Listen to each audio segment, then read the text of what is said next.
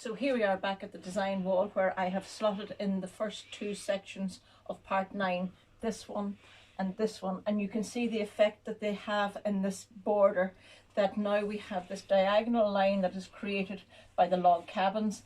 Then it has a break, almost a complete break onto background, and then the composition of the corners of the quilt is made up of part 8, which creates this almost like a line of flying geese in the way it echoes the outline of the corner block. And this then continues the features that run diagonally down this way, and the colour combination and everything is repeated out here. And so our border brings us step by step down through part 8 into part 9, linking up with the original log cabin, leaving us with just 4 little corner pieces to slot into place next month in June to complete your quilt top. This is our second last element of the block of the month quilt for this year, and we will have a set of 8 of these, 2 on each side of the quilt, and it brings the eye back out to the edge of the quilt and back in again and reflects what's going to happen on either side of it. So it's quite an important element of the whole quilt frame. It also echoes what's happening on the block that's just inside the border within the quilt. So it's a lovely piece, but it's quite detailed. So I want to go through the various processes that I've used in order to get this composition. So the easiest part of it are these corners, which are half square triangles. It's made up of a combination of half square triangles, large flying geese, smaller flying geese, and small half square triangles done in 2s and then in 4s. I've employed the flying geese elements here and here to reduce the number of seams. Without flying geese, I'd have seams running down here and seams running through there and there, and that takes away from the look of the thing, and it also makes it more clumsy structurally. So we're going to work through all the different techniques that I use to create this. The first thing and the easiest thing to do is to make your half square triangles. So in total we need 16 of these, so we make 2 sets of 8. Now we've done those sets of 8 half square triangles a number of times, but to follow on from what we did last month, I've gone and made a paper template so that we can use the paper template technique with these. But in your instructions I give the measurements for both the paper template style and for the traditional style without the paper. But I found that the paper helped as much with this as it did with the half square triangles that we did last month in part 8. So these are slightly bigger, the measurements are different, but it gives us the same lovely clean result. So by using the paper, we do our double seam on both diagonals, that is sewing on the red lines, then we cut through the black lines, black outlines until we have squares, then we trim through the green lines to cut away the corners, and then finally we remove the paper. So this is what you end up with. You end up with 4 of these guys, and you can see the double seam running across the diagonal and your green outlines where you trim in the corner. So I want to use a little bit of revision on that. So for these corners we cut in and back out again, in and back out again, and you want that to be a full 1/4 inch little square in the corner because you don't want any of that to be standing outside. Then this is when we remove the papers, just like we did last month. Fold that down. I tear from the outer edge in and not starting up at the corner where the seam edge would be vulnerable. Tear again. Tear away all that excess paper, and tiny little tag there that again, and then this should lift clean out. And then when we cut that,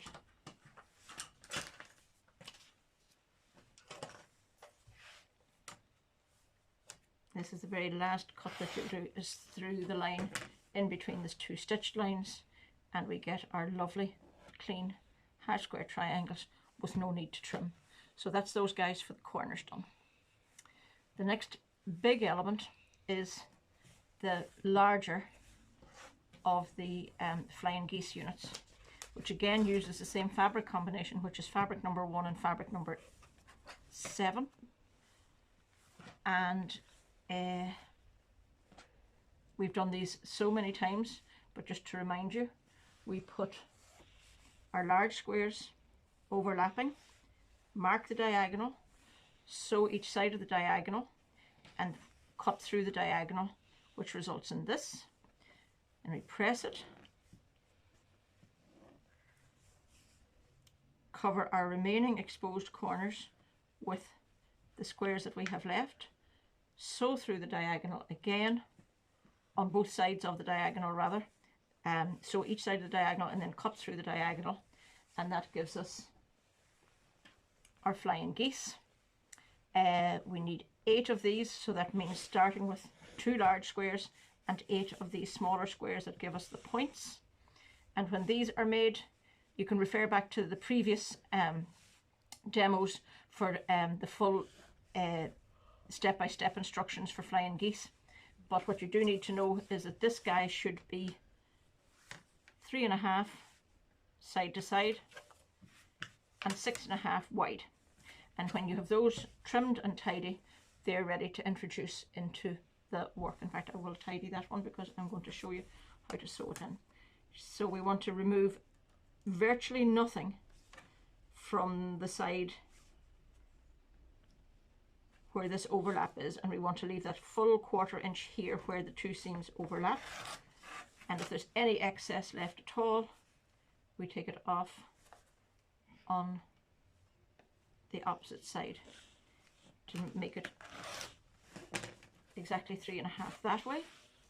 And then if I take my larger ruler, it's 6.5 inches wide, and if I place that on top, it shows me exactly what I need to remove, and I keep it centered, so I don't take it all off one side.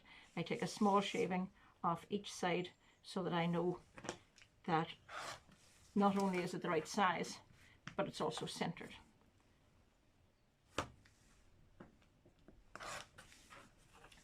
With all of these, the trimming is so important to get a nice, clean, accurate result. So now we have our flying geese, and we have our half square triangles for the outer corners. So that's half the surface area of this block looked after already. Now we move on to all these half square triangles. No, we don't, sorry. Before I move on to the half square triangles, I want to just do a quick reviser on these smaller size flying geese. And to produce those, we have the background square is 4 1/4. These guys are 2 3/8. We lay those on and we repeat exactly what we did for the big one.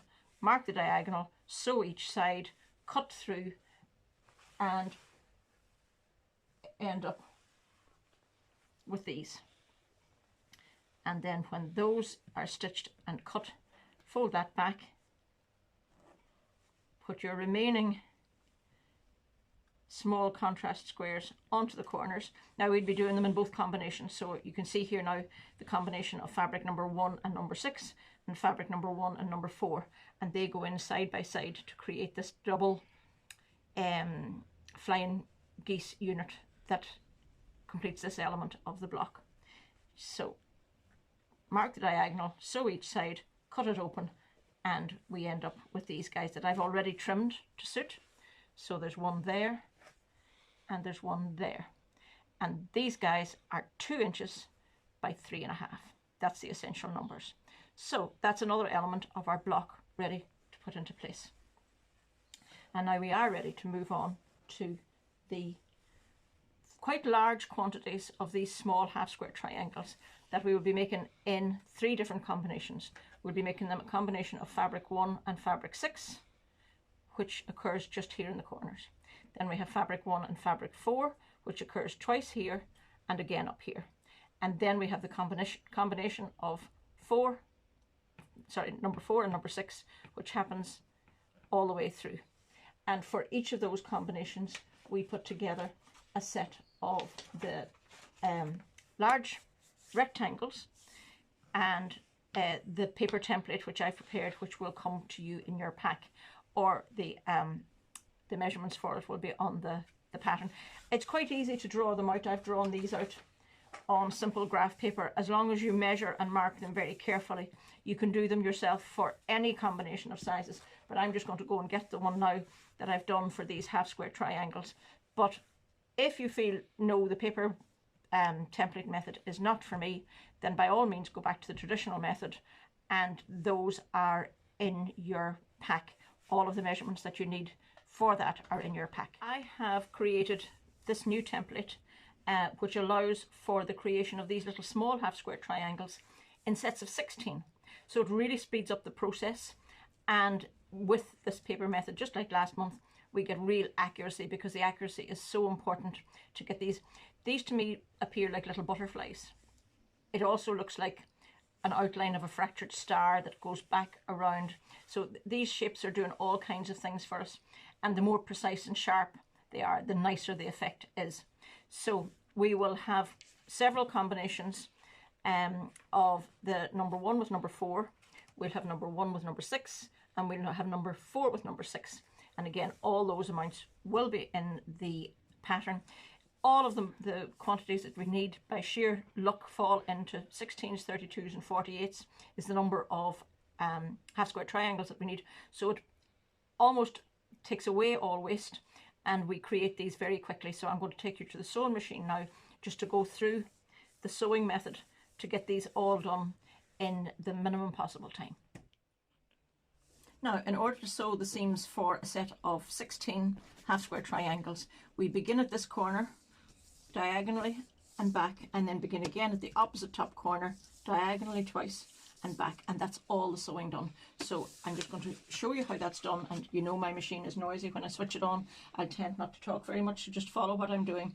I'll be sewing on the red lines, and when I'm sewing on those lines, I tend to sew just fraction inside them to make sure that I am sticking to a slightly scant, very slightly scant 1/4 inch seam at all times. So by starting here in this top left hand corner, now anytime my red line crosses one of the black outlines, I do a small double stitch to strengthen my seam, because that is where the seam is going to be cut, and it will prevent fraying further on. So it just means going as far as the end of the seam and taking that little double stitch. It's just for security. If you don't remember to do it, it's not the end of the world, but it does prevent the seams from coming apart. So a little double stitch there, and as you see, we've come right across and we've gone outside the diagram to turn and come back down this way. Diagonal crossing,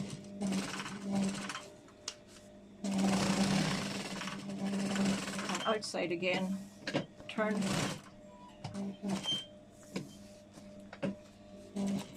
and coming back the way.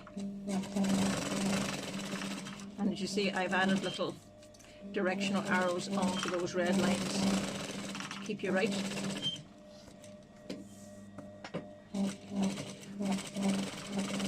And if I think of it, I might add a little double dot at these junctions to remind you to take that little double stitch. Now, that's one set complete. From top left hand corner across and down to the bottom left hand corner. And then I just repeat the whole process, but starting at the top right corner. Then I go double stitch, sew along, double stitch, double,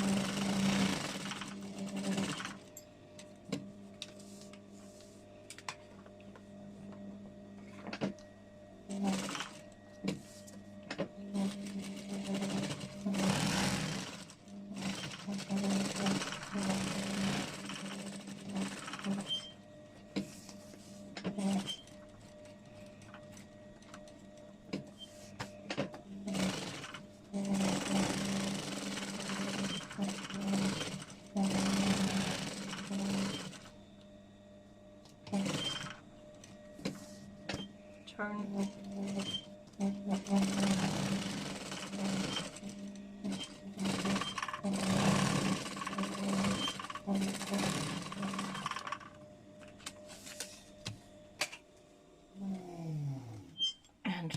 Can you believe it? That's all the seams for 16 half square triangles done. Now I take them back to the cutting board and show you the cutting process. Okay, so now we're ready to cut through all our lines. Now, one of the side effects of using paper is that it can maybe dull your blade. And if you have a spare cutter or a spare blade, by all means switch over. I haven't noticed it having a very bad effect on my rotary blade, but keep an eye out. And as I say, if you've got a spare or an older blade, by all means use that. Now, we had pins in to hold the layers together, so make sure to take those out before you go to cut. And then this is so important to get these cuts absolutely spot on accurate. All the way up through, and I take that away. And then I use my ruler just to make sure that everything is where it should be. So when I'm ready to cut through there, I should be able to see all the markings for my 2 3/8 being along the outside edge, because the white paper comes through so clean, and that's another advantage of the paper. You wouldn't necessarily see it so clearly if it was a printed fabric. And then up and through, and repeat the process for over here. Double check everything's where it should be, and slice through.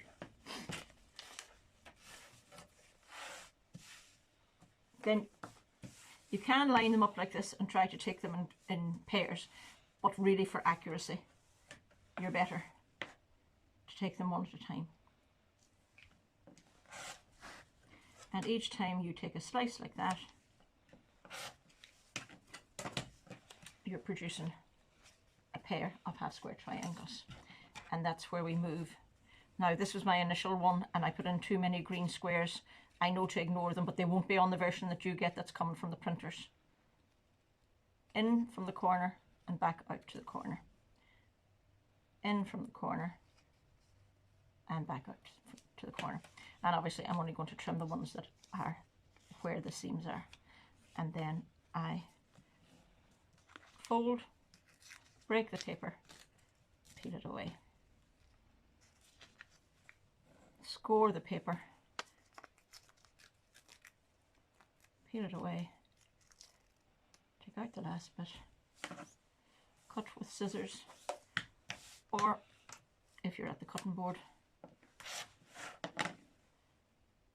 And that again is the half square triangle that measures 2 by 2. Absolutely spot on, the right size, because we used the paper.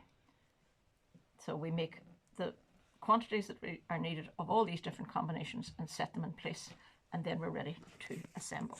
So if I clear away this stuff and bring in all these various elements, I've done a bit of a Blue Peter on it here this morning, and I have all the elements that I've talked about ready prepared.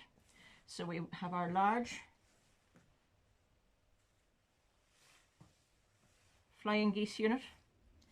There isn't a singular for flying geese, because then if you say it's a flying goose, it sounds very strange.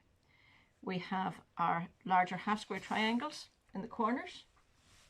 We have our 2 small flying geese who come in here in the center.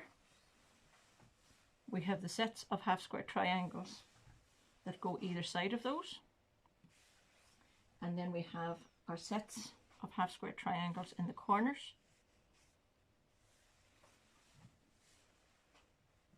That make up the corners.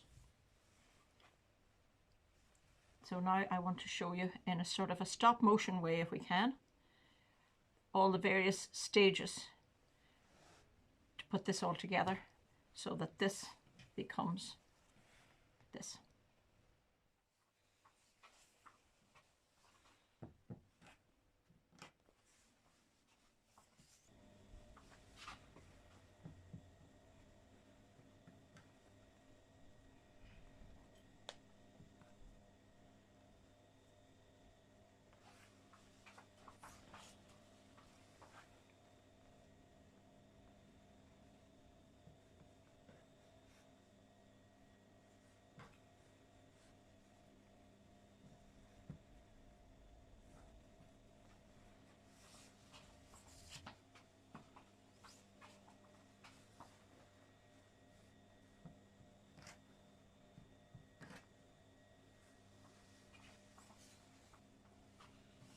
You alright? Mm.